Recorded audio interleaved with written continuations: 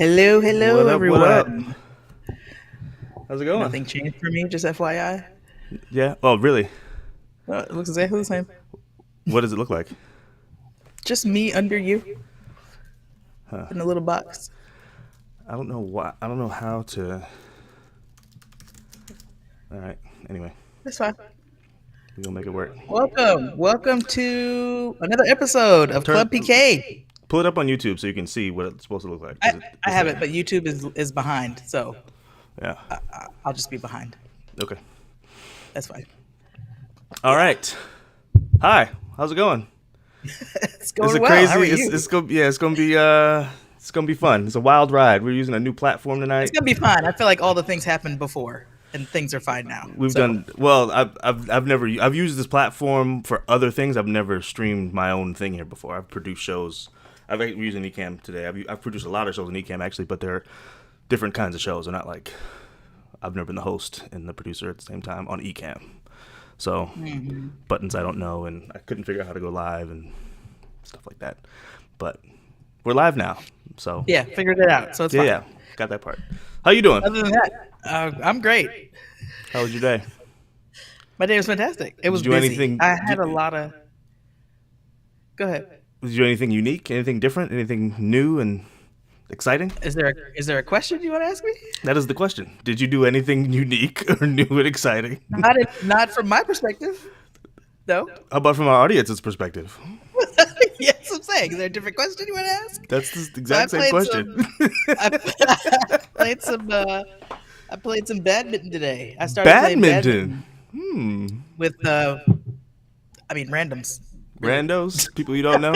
Randos. I mean, I know them a little bit now because it's been a few weeks, but How'd you get into badminton with randos?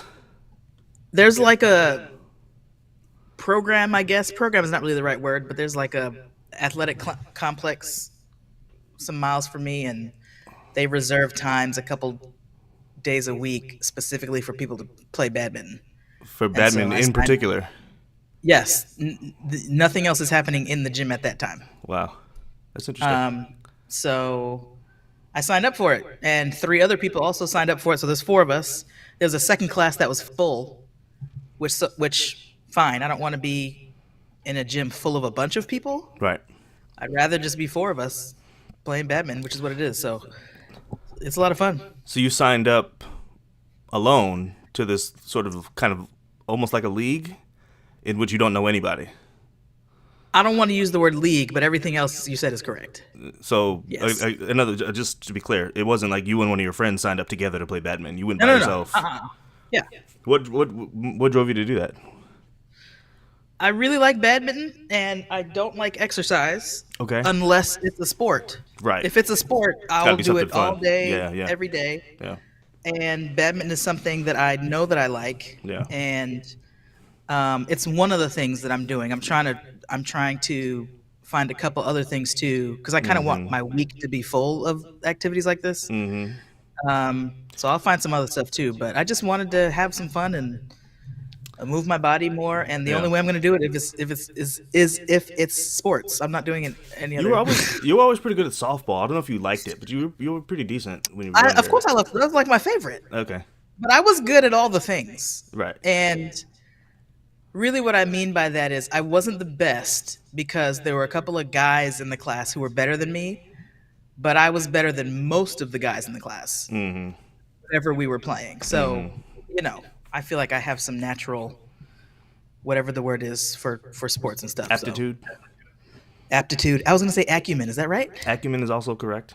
Okay. Should have said it. Should have stuck with my acumen gut. is good. So yeah, I'm playing And badminton also, now. we're a pair of English professionals. If you say a word and it's wrong, no one's gonna know. That's also true. And if you say it right after me, then it's now You could a be like, word. "Hey, So just we create get to say words." You know what I'm saying? Exactly. So, Yeah. one thing Yeah. I'm trying now. I'm adding is I'm just trying to take more steps and try to get to 10,000 a day, which is a lot. So one thing I'm doing is when I go to work, I park my car and I don't move it until I leave work. So if ever I have to go somewhere else on campus, I'll walk. And I work in a university, so the campus is not huge. It's not like a city like a state school, but it's a decent sized campus. So if I have to walk from and my office is in Knight Hall, the education building, all the way on the west side of campus. the farthest west, the furthest west, and the campus runs Right. east to west. So if I have to go to like the church, which is as far east as you can go, that's a pretty decent walk. And there's some inclines and stuff along the way There's too. some So, hills and stairs yeah, and those kinds of things. yeah, So that's good. I'm also trying to, well, with that in mind, I'm just making sure I wear sneakers to work too, because I'm not trying to walk across campus in dress shoes and stuff like that. Which Exactly. isn't an issue for me. I don't mind wearing sneakers, but Right. just trying to be active. The work can Yeah, get I mean, sedentary very easily. I guess we're in charge of ourselves, so We we are have to do things. responsible for us. Just making sure we're healthy. Whatever. We are responsible for us. Yeah. Yeah. So yeah, I'm excited about tonight. I'm excited. We got a good We have a good one. Our guest tonight is like a big brother. I shouldn't even say like a big brother. He's just a big brother. I mean, there's no like about it. It's not a simile. You know what I mean? right. Right. So we're gonna bring him on in just a minute, and we don't have usually we try to do a bio kind of thing. We don't have that prepared this evening, which is I thought you were gonna go off the top. I can I go mean, off you've the top. known him for. I don't know numbers. Like I don't know how long he's been married. I know he's married with two Oh, you were daughters. gonna say that kind of and stuff. I see. yeah. He's married to beautiful Jessica. He's got two daughters, Levani and Jaleesa. Fantastic young women. He's a medical professional and a saxophonist. And we're going to talk about all that stuff. He's a PK. He's a middle child, just like me. One of the things, I've always, Leighton Kennedy is his name. I've always liked Leighton, of course. Obviously, we're brothers, right? But I've always kind of related to Leighton in some ways and kind of looked up to him in this way in particular because I think he's a middle child. And it's like, I got MCS bad. You know what I mean? Like middle child syndrome. It's all over my experience. So it's like in some of the ways I kind of see him navigate his middleness. I'll be like, oh, that's interesting. And sometimes I don't even know if it's deliberate or not. I'm just kind of watching, Do specific things come to mind when you say that? The way he responds to his brothers. Okay, well, bring him on because Yeah. The way after he the thing responds you to his show, brothers. I want to talk about that with him because I've never heard you say that, and I'm just curious what that is. Michael says sneakers doesn't break dress code. No, don't you know where he works? No. Dress code, schmess code. That's what I say about that. Exactly. Yeah. So Leighton Kennedy, we're gonna have him on in just a second. I'm gonna play a really short video from a conversation the four of us had. There's four of us who are brothers, Leighton and his brother Sheldon, and then John and I. We're like a group of four for a while there, and we did a thing about a police experience we had when we were in high school. So I want to show a quick clip of that because I want to ask Leighton about it. So here we go. As soon as I turn right, then we get pulled. We bypass, I think, the cop who's on the right-hand side, and he pulls us over. And in my mind, I'm like, okay. Yeah, here we go. Yeah, exactly. Here we go. My first thought is, what did we do? Right. Because my assumption is we did something. Had to. We had to have, Yeah. right? Yeah, yeah. Yeah. Your expectations of a person help to create that behavior in the person, right? Yeah. So the cop treats us like criminals. Immediately, I start acting like one. Yeah. Right. Why are you treating us like criminals? Why are you treating us like criminals? Four black males sitting in a car at nighttime. I've been through this before. I've seen my dad go through this before. I never thought I would go through this myself. And there he is, Leighton Kennedy.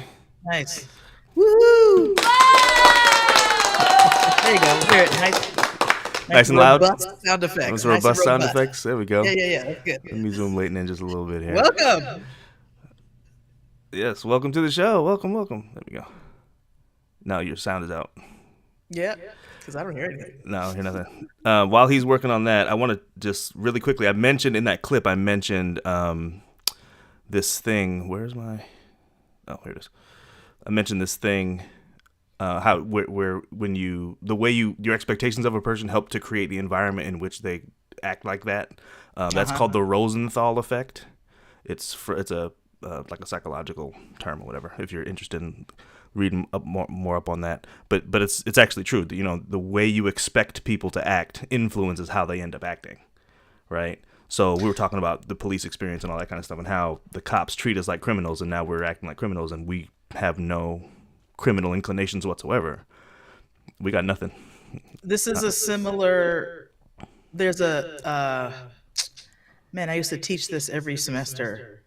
There's a podcast called This American Life. They had an episode called, I can't remember, where they talked about. They didn't call it the Rosenthal effect. Oh, there we go. All right. There you go. See, there you go. All right. We hear you now. What's up, y'all? What up? What up? But the podcast episode was talking about how there was they conducted a lab experiment with some rats.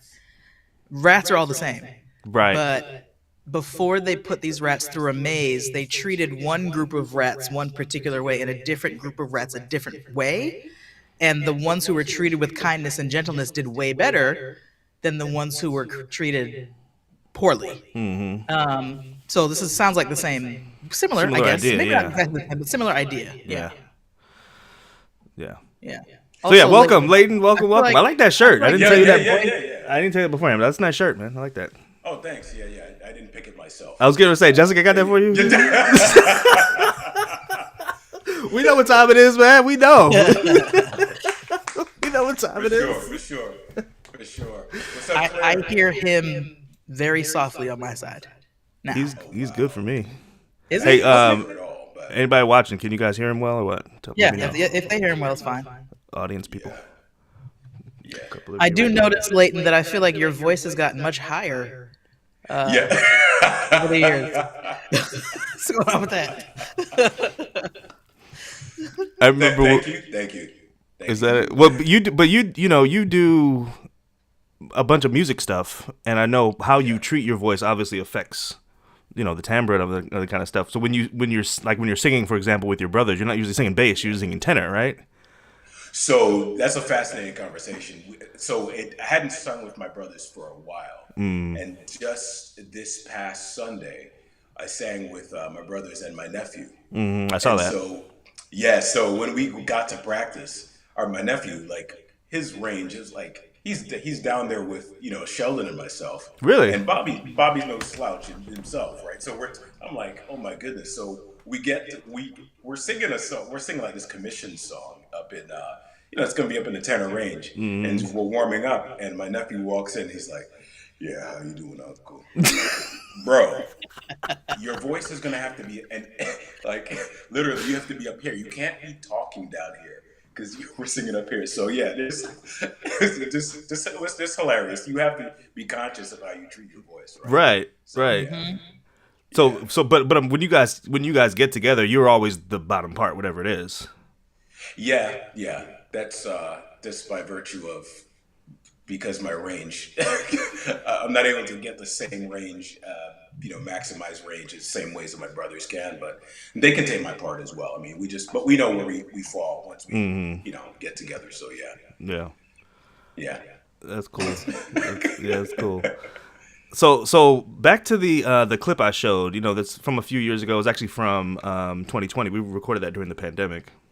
Yeah. And we were talking about that experience that we had with one of the experiences, because there were a number of them, where the cops were messing with us up there in Massachusetts, up in Lancaster and Sterling in that area.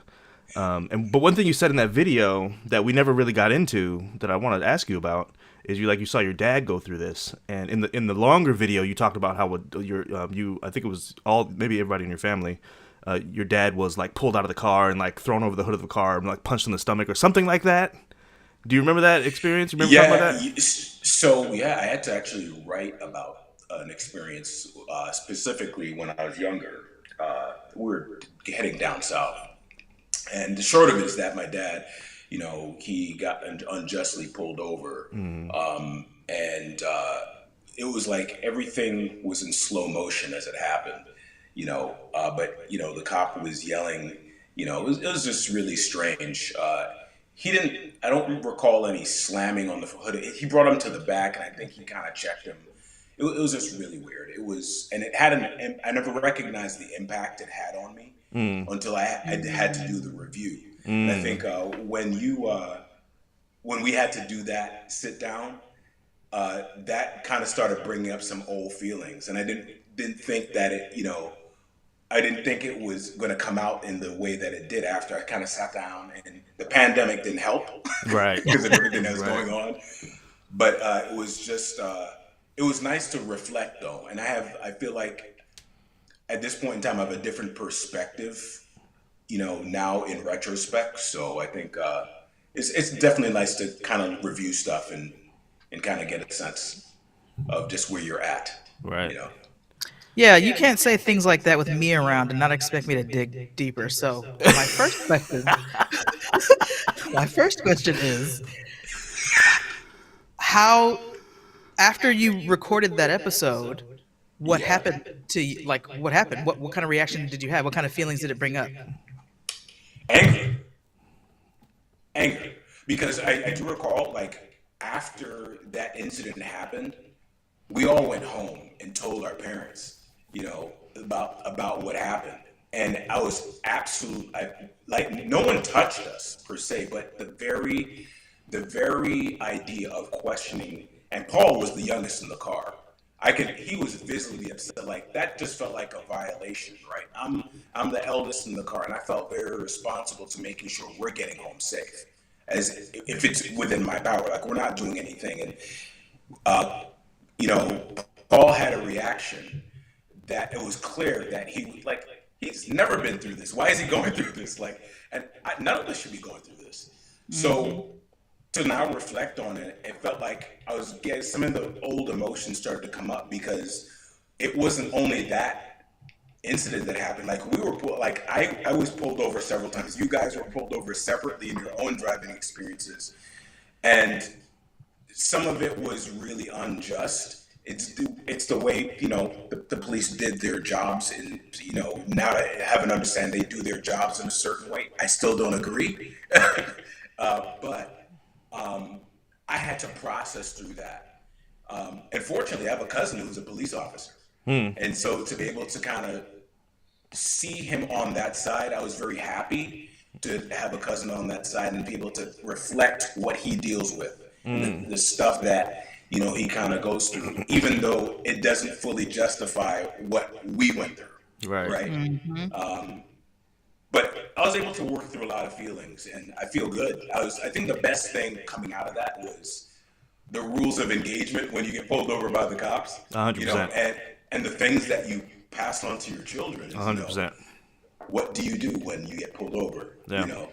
So, and it was extremely instructive for me. I was only 14, that particular event, and that's the first time something like that had happened to me.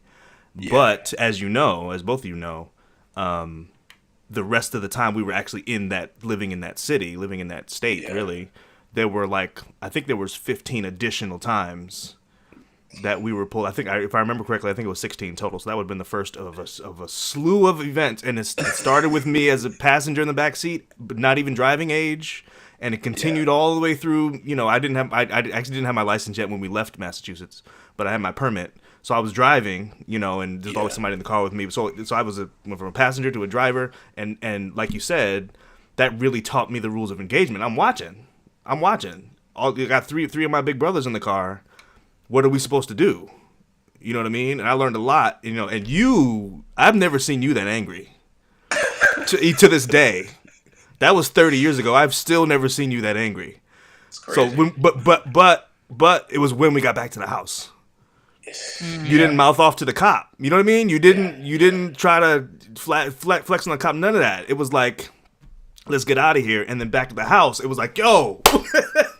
It's about we going back down there. Like, we didn't do anything, but it's all the bravado and all of that. So. Oh my goodness. But like you said, very, again, the playbook, right? Very instructive for me, a young black man growing up. And how do you respond when they're clearly wrong? Right. You're clearly right.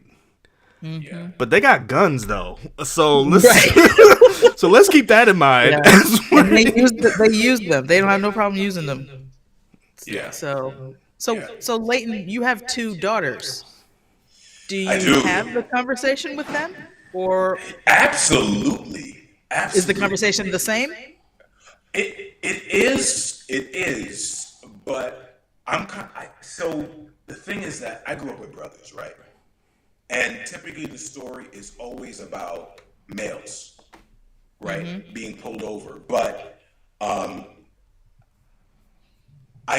still had the conversation because I think there's an etiquette that still has to happen, you know, knowing that you're in a situation where you're vulnerable, right? Whether you're right or wrong, you're in the presence of somebody who has a specific authority. So we definitely had the conversation about, you know, if you're pulled over, you know, license and registration, you know, how you're to respond. Because I think on some level, in any interaction, people, you know, need to be given respect. You don't start out a conversation disrespecting people. And I think that was like pretty much the crux of our conversation was about how do you give respect in this particular scenario, and just being prepared to have what's being asked of you, right? But I think my girls have gone even further along, you know, than even, you know, there are things where they talk about, they've looked at things on safety, you know, where I park my car, you know, what are things that people, well, this goes beyond the cops, right? Sorry, just being so, safe. you know, Yeah. if there's a bottle by your tire, or if there's somebody put something on your windshield, you know, really being self-aware about proximity, and they've done really well with sharing some of those details. We'll talk about that with them, but have gone beyond, and I think that's just as important as being pulled over by the cops. Right. Definitely. Especially for the girls. Especially for young women. Yeah. Yeah, absolutely. Definitely. Absolutely. Yeah.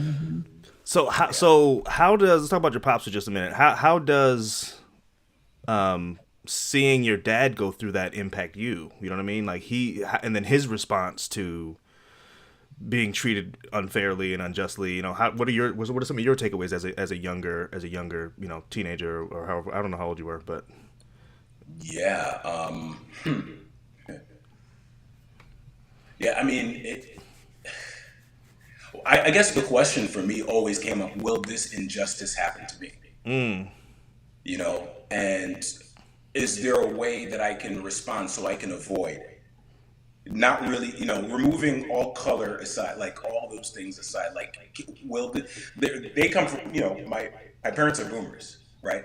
We're Xers, and we have a different perspective on like the landscape of our generation. So we're coming up and we have kind of blinders on to certain things because we're in the midst of civil rights and all this kind of stuff. But to see that happen, I started to kind of think, you know, how do I avoid some of this? Can I control and manage some of this injustice myself? Can I avoid, you know, certain things that happened to my father? The reality is,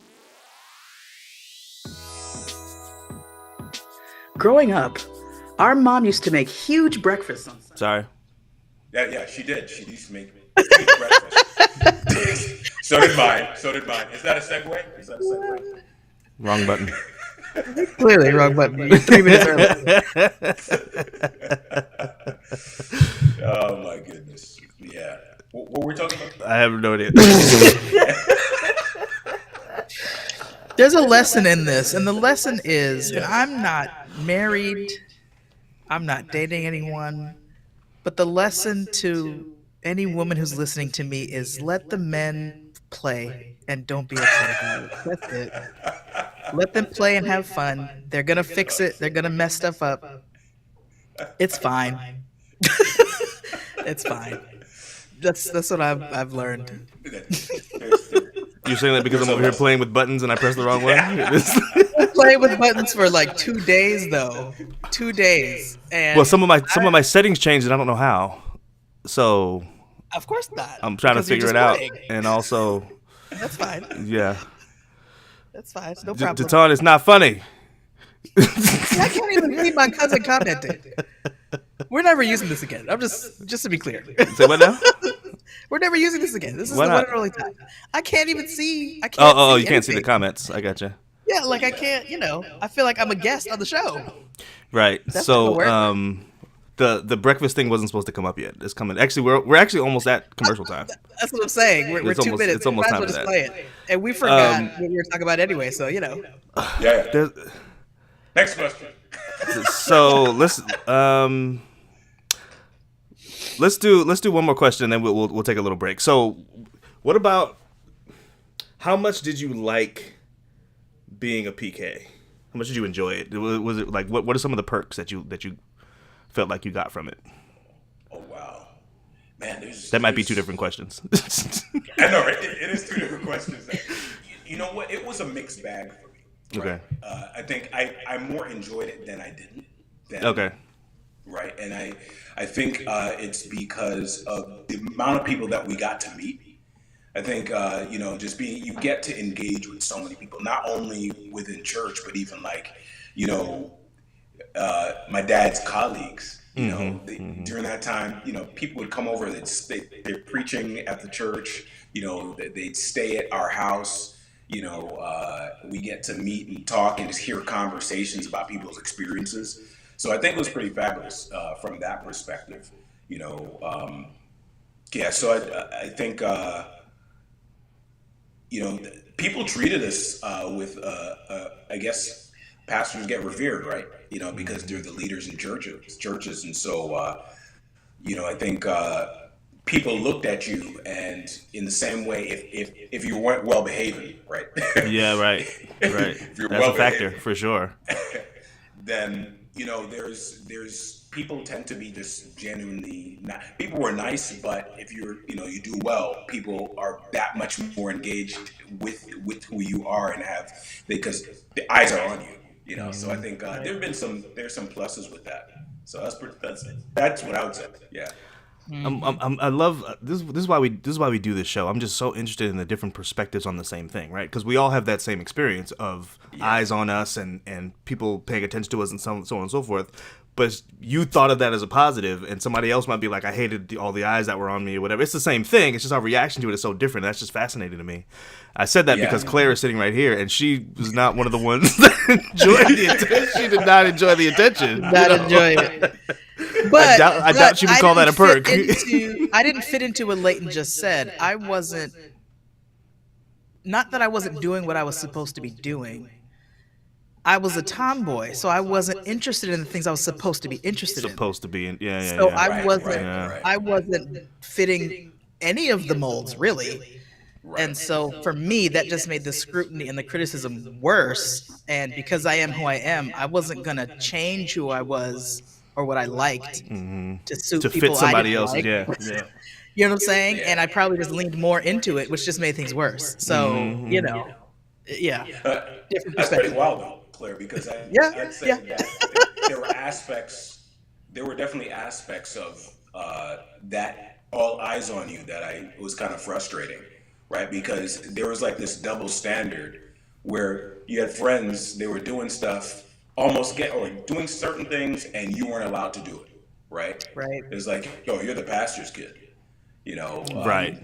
I mean, what do I mean, not that my friends gonna get chewed out for doing some stuff, but like if I ever got caught in doing certain things, like it was worse, right? Right. People were ready to tell your parents, and it was like, oh man, what's gonna be the next thing that was gonna come down because you're the pastor's kid. You should know better.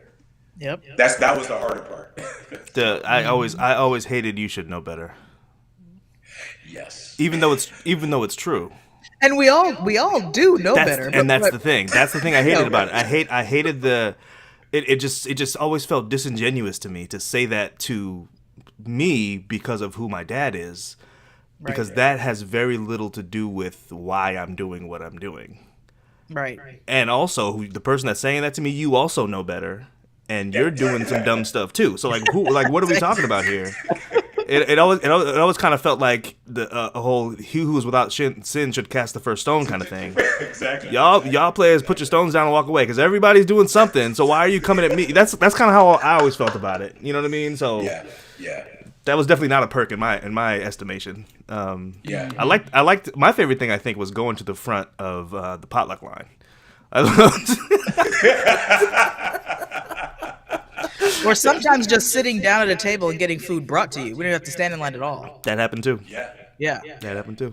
Just Good times. served. That was good. Yeah. That was good. Yeah. But All right. So we're taking a quick commercial break. We'll be right back. We're going to talk to Leighton about his job and his saxophone. That's going to be fun. Be right back.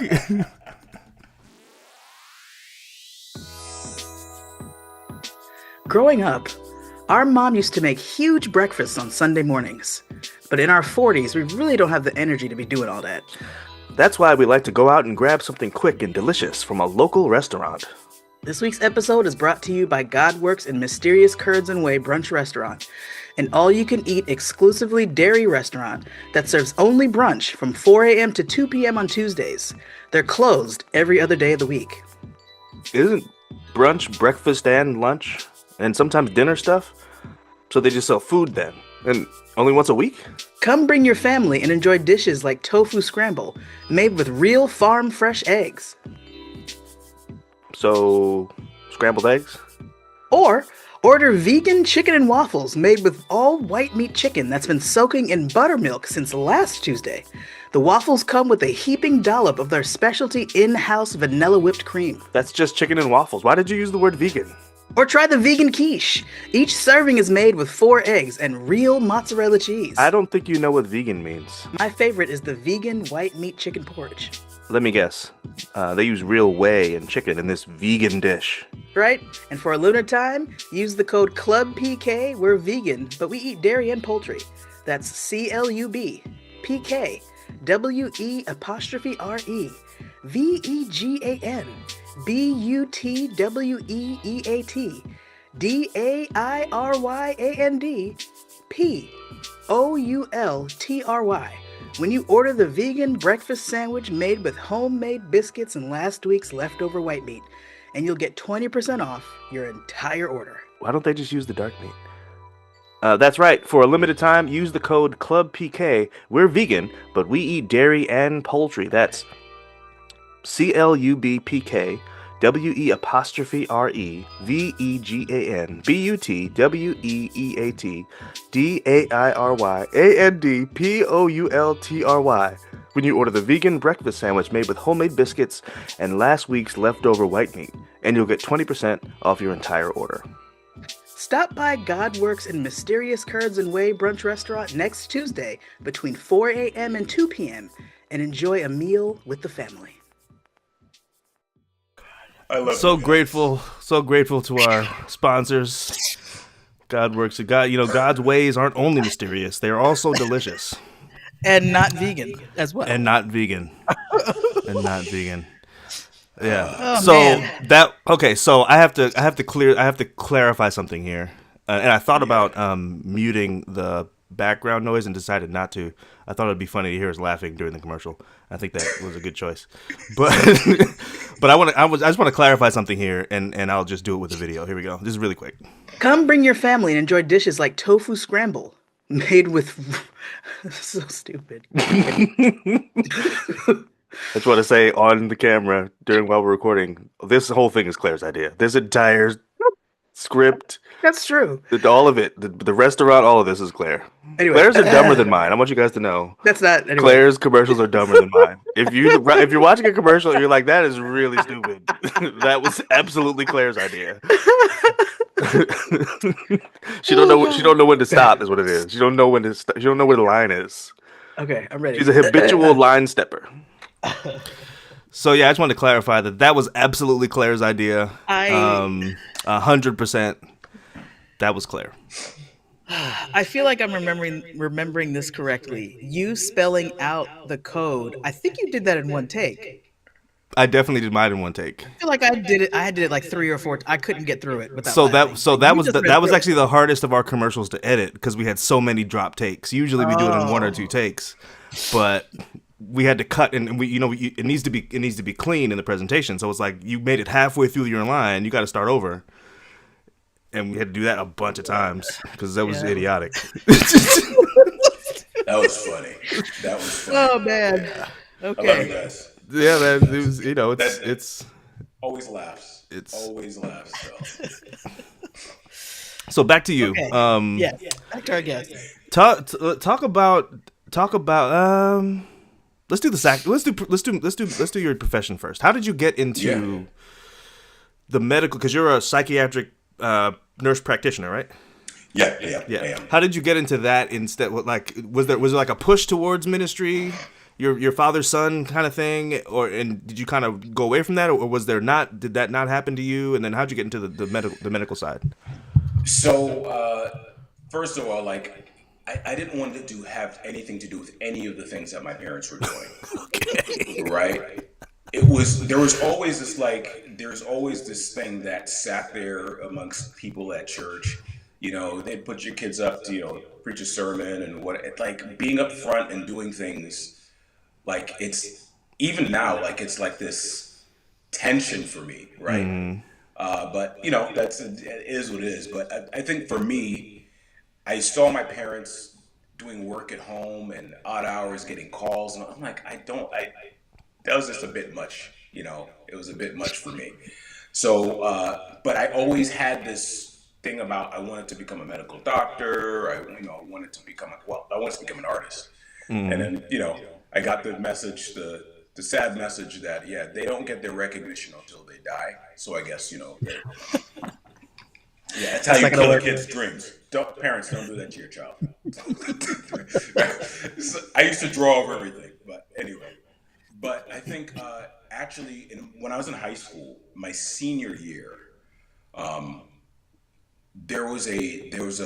it was career day, and there was a medical doctor, who's my family doctor. He came and he talked about how he was a nurse before he became a medical doctor. And I was like, what? Guys can be nurses? And so I was like, I went home and I talked about this with my parents. And I already knew that I had like 3 aunts who were nurses already, right? And so my parents proceeded to tell me, like, yeah, brother so-and-so from our church in New York, and brother so-and-so and brother so-and-so, they're all nurses, right? And they're like nurses at a high level, and they're management and directors and whatever. I'm like, what? Oh, wow. So I really got intrigued. And so, I went directly into nursing with the idea that I was going to become a medical doctor. But I loved nursing so much that I, kind of went that direction. And it wasn't until after I had my children that I got my advanced degree to become a nurse practitioner. So that was that's the short of the journey. I can't say a lot about the money because I haven't made it, but I remember when you were in college and you started working in like the I guess the jobs leading up to the field, because you hadn't graduated yet, but stuff Right. leading into the degree and stuff like that. And you Yeah. used to come back to the house, and be like, "Yo, this is a nice check. Like this is pretty sweet." And I'm like, "Yo, you get there's a financial, and obviously that wasn't your motivation, but there's a nice financial component, because like you said, your reaction of, oh wait, guys can be nurses. I don't think that was abnormal, right? I think that's kind of a normal reaction from people in our generation. Right, Women were right. nurses, and they had a whole series of movies about them, right? Right. The Meet the Parents series. Greg is a male nurse, and they keep calling him a male nurse. Like that's Right. that's the whole joke. But that wasn't like a thing for us. Like becoming a nurse wasn't a thing for us. So like Right. you getting into that was like I've never seen any. I'm sure there's negatives, but I've never seen any sense of complaint from you about that, or like I really hate this part of my job, or none of that kind of stuff. And I'm sure there's stuff you don't like about your job, but I mean that like you've never given me that kind of impression that this was not a good choice for you, or any of that kind of stuff. So Yeah, no, I enjoyed it. By the way, that check thing, like, that's perspective, Paul. I was like 15, so You come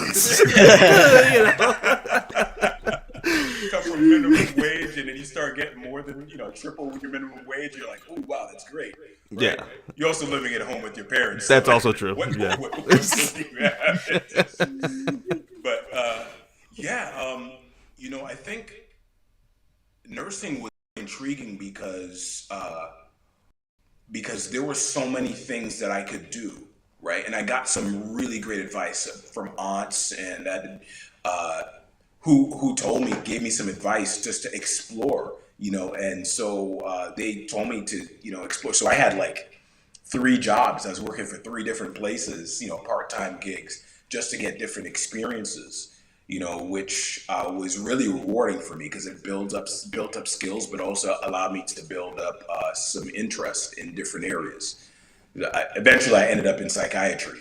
It's, which seemed to be more my speed. So I thought it wouldn't have been. I was bored out of my mind initially with it, and then it just turned into something else. So yeah, It's dope.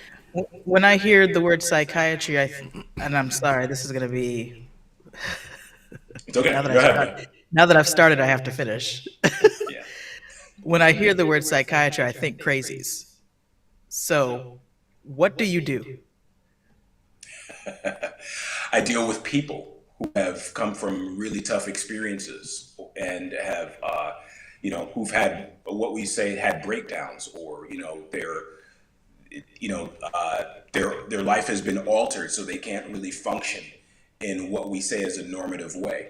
So my duty is to look at where that's coming from, whether it's something that's an experience as far as trauma, something that has to do with an environmental stress, or if there are medical factors, if there are biological factors that play into that, and I have to look at that and find my best approach in helping people.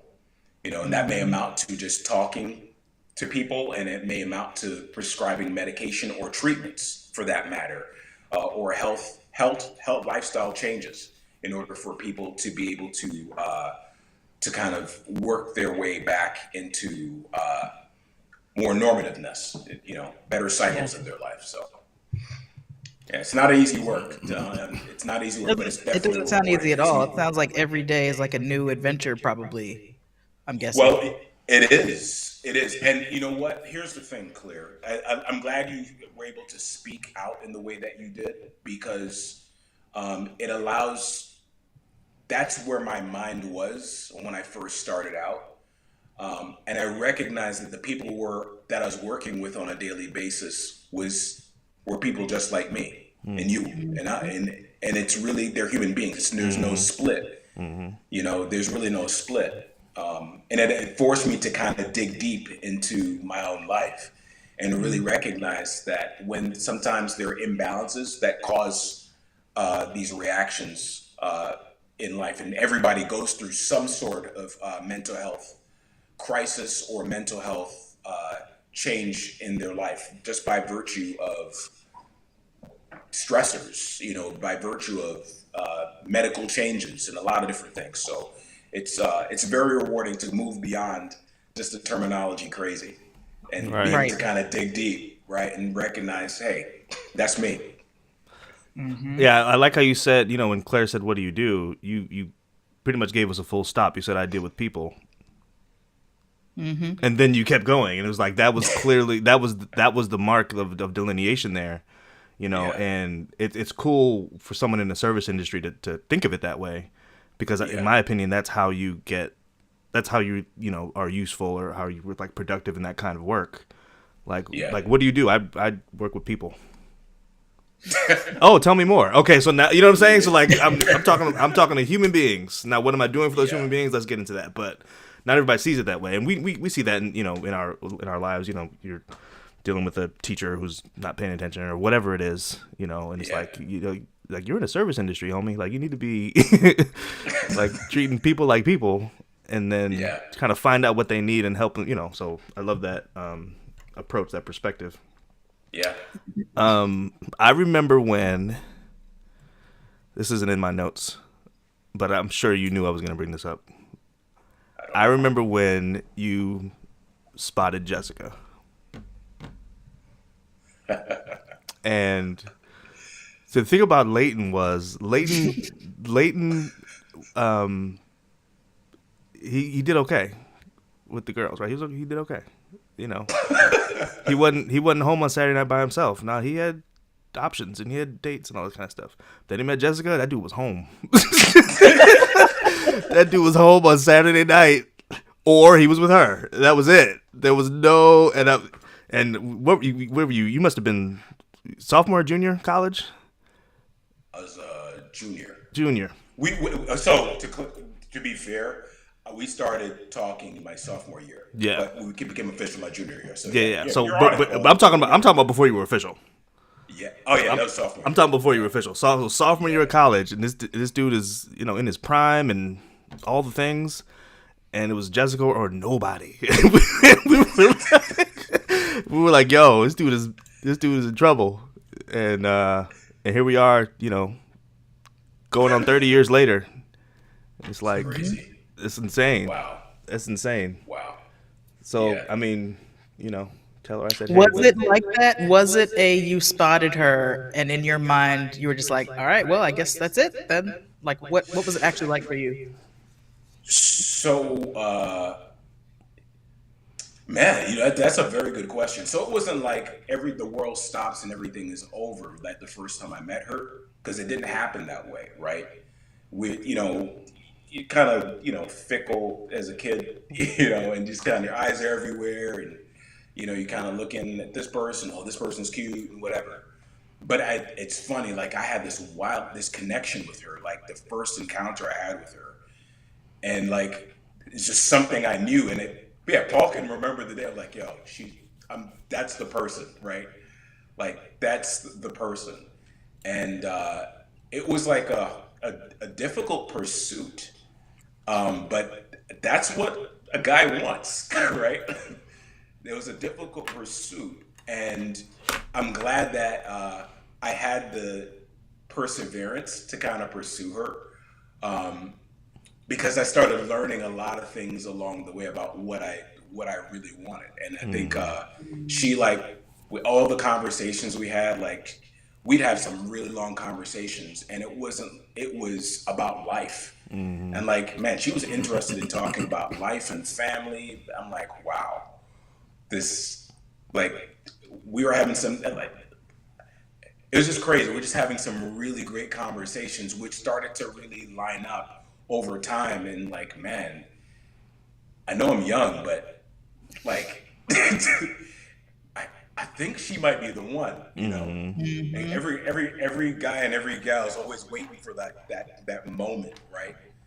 And if you get that moment, then you pursue it. And that's what it felt like for me. It was a tough, I guess I could call it the faith journey, for real.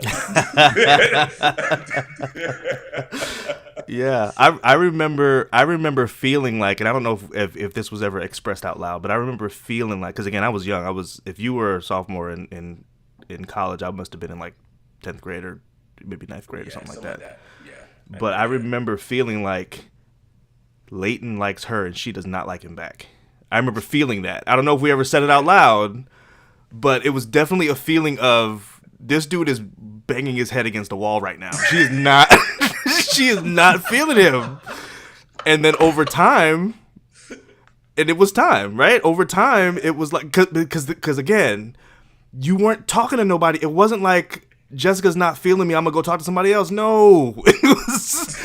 It was Jessica's not feeling me yet. She gonna come around eventually. That was the feeling. You know what I mean? So it was like, yo, this dude is going to get what he wants. That's what's gonna happen. It might take 5 years, but he's gonna get it. And it was like 9 months, a year later, and you were like, yeah, we're together now. I was like, man, he did it. It was like, wow, that was amazing. Like, watch the whole journey. That was incredible. So, what was incredible, like, it's funny that you say that, but if you talk to her, like if you talk to her, it wasn't her lack of interest. She just had discipline. Okay. She had discipline with her heart, and I think it was, just making sure, to take the steps that she needed to take. And I think she kept that pursuit going for me because she always showed that there was interest, right? But I think it was kind of like, I see what you're saying. So she didn't shut you down. She just didn't right. Let you have whatever you wanted or whatever. Exactly. Yeah. And I think that's man, there's a lesson somewhere in there, right? Like, I think like the pursuit of relationship is like so distorted very early on, and we kind of do things on a internal desires kind of thing. but you know the person that you need to get when it's kind of like you can build like foundational pieces, right? When you love someone, like you're able to build those pieces over time. Yeah. I think the discipline is that if this is going to be worthwhile, you're going to take your time. Right. Right. So that's it's interesting because that's one of the things. It sounds weird to say out loud, but it's true. It's one of the things that attracted me to my wife. Yeah. Was she just would not let me have whatever I wanted. It Yeah. wasn't just I want it, here you can have it, right? So like for example, our first date, we knew we had each other in our sights. We had been flirting and stuff like that, text messages, blah blah blah, saw each other at church, blah blah blah, right? So I was living in Huntsville, she was living in Atlanta, and I was in town, but I had tickets to a Hawks game. So I texted her and I said, "Hey, I have tickets to a Hawks game." And then she said, "I have some leftover stuffing in my refrigerator." This was right after Thanksgiving. Yeah. And she was like, "Oh, I thought we were just saying things that we had." Like, Right. Like, what is, I don't care if you have kids, what's your point? Is, you know what I'm saying? and at this time, I was like 32 or 3 or something like that. I've been dating a long time and, all that kind of stuff. I know how to ask girls out. I've asked 1,000 girls out, And she knew what I meant when I said, "Hey, I have tickets to the Halls." She knew exactly what I meant. Yeah. But her response wasn't, "Ooh, I want to come." No. She wasn't doing that. And I was like, that's interesting. That she's not just going to jump at it. Like, she wanted to go. Right. She wanted to go. She wanted to go with me. She wanted to go with me that night. But it wasn't going to be that simple. It wasn't going to be, I'm jumping because you threw a line. No, she wasn't doing that. So I was like, that is really interesting. That's called discipline, man. Yeah. Discipline of love. Yeah. I need to write that book. Yeah. I think you could write a book. Because now... not just now, because you guys were married for a long time. How long have you guys been married? 27 years. 27, Jesus. Wow. We've just dated ourselves, all of us. Yeah, well, none of us look like we're that old. That's right. Praise God. But not obviously again, not just now. You guys been married 27, but really, pretty much maybe it was after you guys got engaged. I don't remember the exact time, but pretty much since you guys kind of agreed that you were going to do this. Yeah. She was just the most warm and supportive person of you that has ever existed. Like, you know what I'm saying? Like, anytime you see Jessica, she's all about Leighton, and it's like that was so. As soon as she flipped the switch, everybody's like, "Oh, obviously." But before that, it's like, what's happening right now? Does she even like him? You know what I'm saying? But then she flipped the switch and it's like, oh, she was actually feeling that the whole time. She wasn't going to show her cards, though. You know what I mean? She wasn't going to just be out here in the streets like that, So that was really, really informative, man. I was, again, I was a teenager, so. No, I appreciate it, man. It was a journey, still is a journey, right? I mean, as you know, I mean, this is not meant for everyone. It's really not. It's not for the faint of heart. So nope. if listen, don't do it. Don't do it if you're not gonna do it. Yeah. Period. And don't do it just because society says you're supposed to do this now. Like, no, you're not. I would say it this way: don't do it unless you have to. If you have to, yeah, go for it. If you don't feel like I can't survive without this, don't do it. But here's the other thing I'd say: don't play with it either. Also, don't play with it. Don't play with it. It's not a game. It's not a game. Don't play with it. You can't be half stepping. Nope, none of that. So. Wow, we're almost out of time. We didn't even talk about the saxophone, but I want to really quickly, because I have a random trivia question. It's about the saxophone, but why don't you start with the question? Trivia question first. Yeah, and then we'll get into it. Okay. Let's try the trivia question. Here we go. Random trivia about the saxophone. Adolph Sax invented the saxophone. Yes, sir. And right now there are 4 different types of saxophones in common usage. Yeah. The question is, how many types did he invent? Ooh. It's more than 4, just for a clue.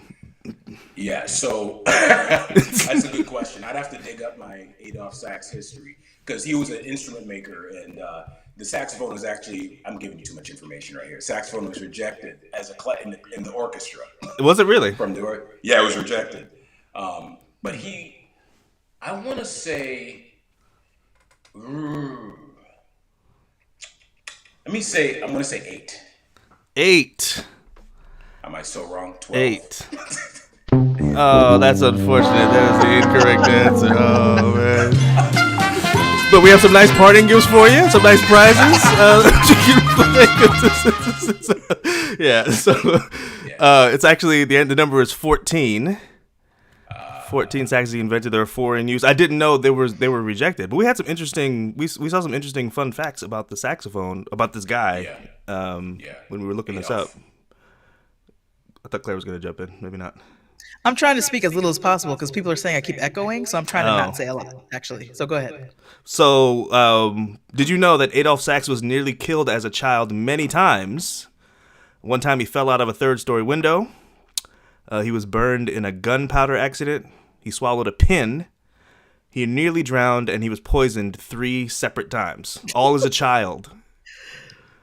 He earned the nickname the Little Ghost because of how often he cheated death. And someone was out to get him, but he persevered. And later, as an adult, invented a bunch of saxophones. And we're grateful to him because if you ever heard Leighton play, you like the saxophone now. Exactly. If you didn't like it before, you like it now. Don't you have like one album or 2? How many albums do you have? Albums. We speaking albums now? People doing singles and all sorts of stuff. I did. Yeah, I did like 2 albums, an EP, and a couple of singles. What are the names, and where do people get them? Oh man, you can get on all digital platforms. So the first project I did was in 2012. That was called My Heart, and then I did another one called oh man, I can't even it's not even a big library, and I'm it's really struggling. It's called New Morning. New Morning. I did that through the pandemic. Did that with my co-producer Reginald Reed. So I did that, and then we did a Christmas EP as well, and then I did another single as well. I think I have some music that's sitting on the shelf that I'm trying to work through as well. But yeah, people can. You can check my channel, Due Time Music, on YouTube. You can just put my name in. You can go on Spotify or Apple Music, whatever you use. You said D-Town? Due Time. Due Time, DEWTIME. Yeah. Okay. Music. And his name, you see his name on the screen. It's spelled correctly. Type in that name on the platform, you'll find him. He's right there on Apple Music. All the things. So with your sax music, do you mostly do covers? Do you mostly do original stuff? Do you do hymns? Like what kind of stuff do you play like on albums and stuff? So it's a mix. It's a mix of definitely covers. What is it? Public domain? Yeah, public domain hymns. Stuff. Yeah. Sorry. Yeah, and then I've also done writing as well. So I've written a few songs. Yeah, nice. Co-wrote a few songs on each project, and I figured each time I put something out, I want to make sure try my hand at writing. I never saw myself as a writer. I always. I guess I didn't have the tools, at least somebody to pull out the tools. But once I engaged with a couple of different people, I was able to start putting down some tunes that were always running in my head. And I ended up co-writing because somebody was just better at bringing conclusion to the song. So, yeah. Co-writing is great. Claire and I do a ton of co-writing. Yeah, I see that. I see that. Yeah, and we're both writers. So, yeah, co-writing is amazing. I actually find it. That's what I was gonna say. It's a lot easier, and I find it to be a lot more fun. To be perfectly honest with you. Yeah. Mm-hmm. Yeah. That's pretty cool because you get amazed with what comes out of somebody's head, right? I think that tag team process is pretty awesome. So for me, it also serves as a motivator. I feel like without Paul, I wouldn't be nearly as motivated to do any of the writing that I've done. But knowing that he's my partner, I'm like, okay, suddenly I'm just hyped about doing it. So it's really useful.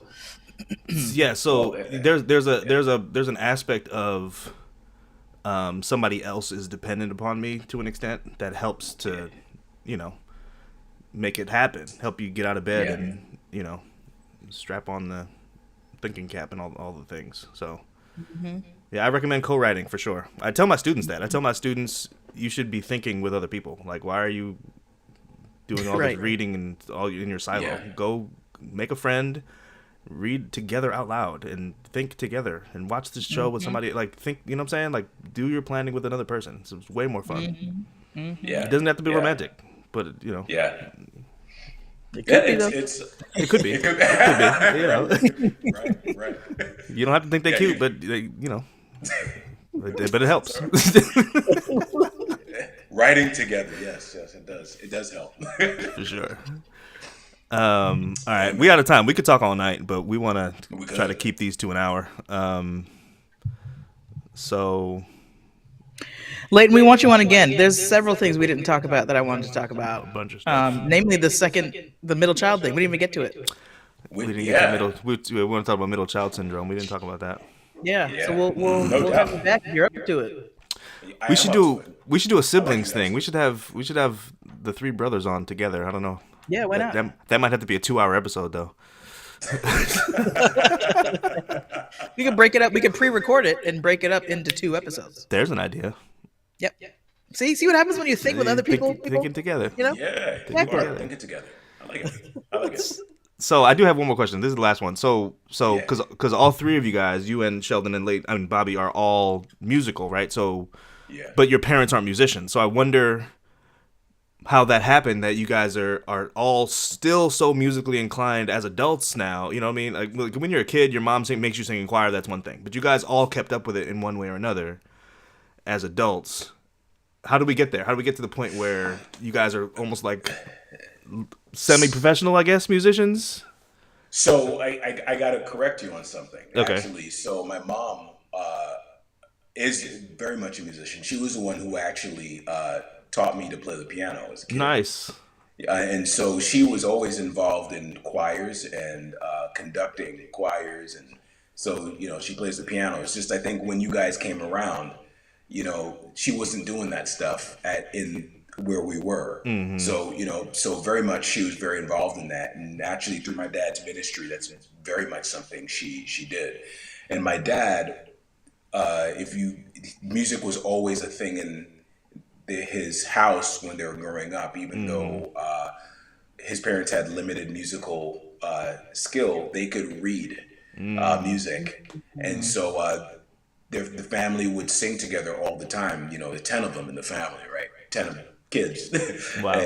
But to this day, when they get together, they sing, and that's like pure delight, for them when you see it. And to see even my cousins, their offspring, everybody's had some sort of musical encounter in some different way, piano or playing an instrument, singing, all that. So, but so the way things happen for us is that we started being asked. My dad would, as he did his sermons, he always would ask us, usually at the last minute, say, "Hey, I need I need an appeal song, or I need you guys to sing a song before I preach." We'll have to touch on some details of that when you bring my brothers on. But the short of it is that it kind of grew out of being that and being in choirs to then becoming a singing group. So you remember that our group, We Are Persuaded, Yep. when I was in college. Yep. And so Bobby and myself were in that group initially, and then Sheldon joined, and then one of my childhood best friends and a brother of mine, Malik, he joined the group, and we recorded together. So it felt like once you hit a certain level of pushing yourself musically, it just applies itself. We always applied that to whatever we did. So it's really the discipline of just kind of sitting down and doing music. And I can't go a week. If I go a week without practicing, um, I, I I don't beat myself up, but I'm like, I gotta head back and practice because that's my escape. It's not just the job. Yeah. It's like it's my escape because if I'm seeing people all the time and they're telling me their stories and what I'm like, all right, I need an Yeah. outlet. Yeah. It's kind of like writing, right? Yeah. Same. Yeah, yeah. I burned out. I literally there was a year after my group ended and I had no instruments. I wasn't really playing anything. I literally started to burn out. Wow. And so I started practicing, and that's where the saxophone came back into play. Oh wow. I took You that needed an outlet. in. You picked up the saxophone again. Oh my goodness, man! Wow. Did I? And so, yeah, it was a great escape, but it was also a great remaking of myself, so to speak. So it's pretty awesome. A growth, not remaking, but it was a growth point. Yeah. Yeah. Right. So That's great. Nice. yeah, Awesome. So yeah, like I said, we can do this all night, but we gotta shut it down. yeah. Appreciate your time, man. Thank you for joining us, man. It's been Yeah. Thank you for coming on. Thanks for having me. I appreciate y'all. I knew it'd be a ton of laughs. I was right. All right, so we gonna see you guys next time on Club PK, and see you in a couple weeks. Thanks, Leighton. Like, once share, again. and subscribe. Like, share, and subscribe, and we'll see you soon. Bye. Peace.